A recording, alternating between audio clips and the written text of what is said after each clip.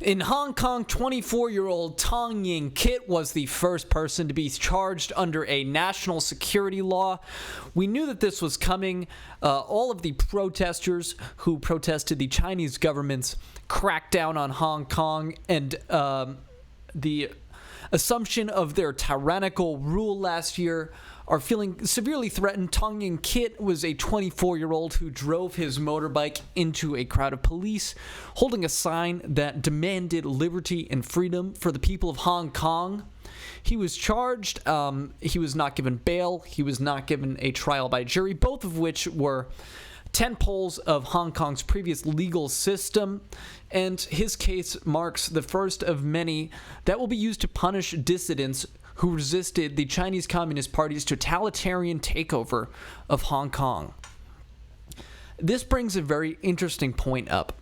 It's very popular right now in our intellectual world to decry colonialism, to decry Western values being spread throughout the world with or without the consent of the people to whom those values are being spread. And while colonialism doubtlessly had terrible impacts throughout much of the world, it is very clear right now that if Hong Kong was still protected by the British, there would not be totalitarian rule throwing people in jail without a chance of bail or being tried by a jury of their peers for expressing their discontent of the regime in power. And rightfully so. The British government does not have upwards of 1 million people in concentration camps for their religious beliefs, but the Chinese government does. And yet the Western world stood aside as Hong Kong, a longtime territory protected by the British, was taken over by the Chinese Communist Party, who will now subjugate the people of Hong Kong to the same mass surveillance and tyranny that the people of mainland China have been subject to. And that makes us wonder, are we going to stand by and let the people of Taiwan suffer the same fate?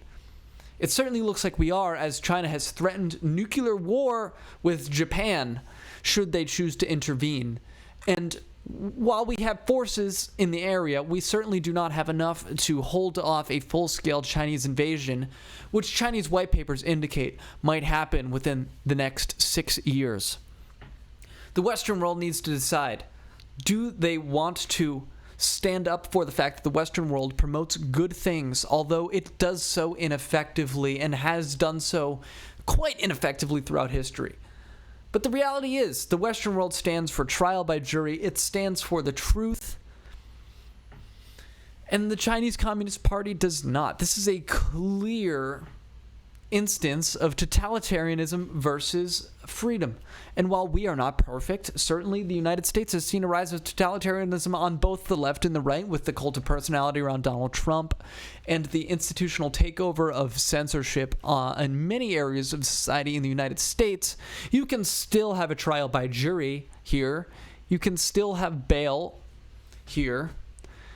We need to stand up and say what is happening in Hong Kong, what is happening in China is wrong. And in places that we, as Western society have said, we are no longer going to meddle in, like Hong Kong, where the British said, okay, we'll give this back to the people who live there.